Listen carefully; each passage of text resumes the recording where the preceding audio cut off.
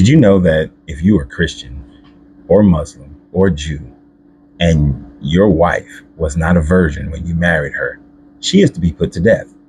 According to Deuteronomy 22:13 through 21, that's exactly what it says. It says that if your wife is not a virgin at the time of marriage, then she should be put to death. It's very plain and very clear. But this is one of the reasons why in the Jesus story, his mother Mary had to be considered a virgin. Although the word there is a mistranslation, which actually means young woman. It does not mean that she is a virgin, just a young woman. A young woman should bear a child.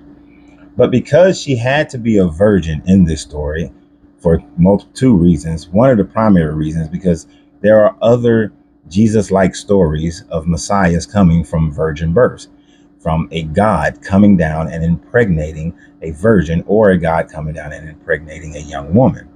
This story would have easily fit into the narrative of the people who were being Christianized. So that was one reason why she had to be a virgin, and that she became pregnant by God. This God, Yahweh, had to impregnate her. The second reason why she had to be a virgin is because of this law in Deuteronomy. This law in Deuteronomy says that she has to be a virgin, otherwise she must be put to death. But this is why Joseph initially did not think that she was a virgin and was going to put her away quietly until the angel of the Lord came and said, Joseph, do not be upset, but take Mary as your wife. For the child she bare is the child of God, is the Messiah. He had to be told these things because he was going to follow the law in Deuteronomy that says that she must be put to death. Because how can a woman be pregnant and she is yet still a virgin? So the story had to be told in such a way to make it fit into Christendom that also fit into what the Greeks had already taught, to what the Sumerians had already taught, to what the Egyptians had already taught, to what the Romans already taught. And in that way, it was a familiar trope that the people of Rome could easily be converted into Christians. This is one of the problems that the Jewish community had in not believing him to be a Messiah, because from their perspective, he had an earthly mother, Mary, and an earthly father, Joseph.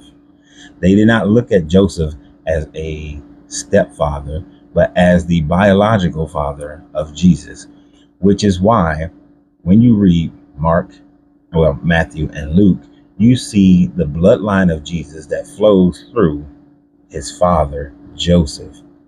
And if the bloodline is supposed to be the same bloodline that comes from King David, how can it be that if Joseph is not his father by blood?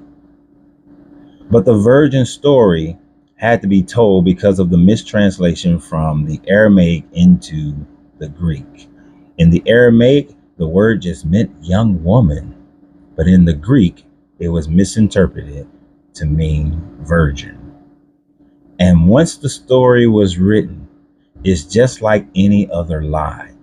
If the government supports it, if those in charge support it, if the church supports it, if enough people believe it and it's said loud enough and long enough, it then becomes the truth. And once it became the truth, even when scholars have known, even when church fathers have known that it was a mistranslation, they could not refuse to go back and change it, because a change of that nature could fundamentally unravel the entire situation. Christianity was growing. Christianity gained the backing of the Roman government, which means that it gained the backing of the Roman army. And in having that backing, they were willing to continue with the lie in order for them to maintain their power.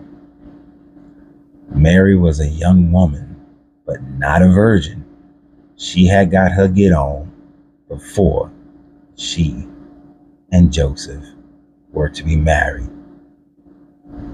And that's the whole truth and nothing but the truth. So help me. So y'all have a great day. Remember, you have to free yourself to be yourself because your greatness is non-negotiable. Good journey, good vibrations.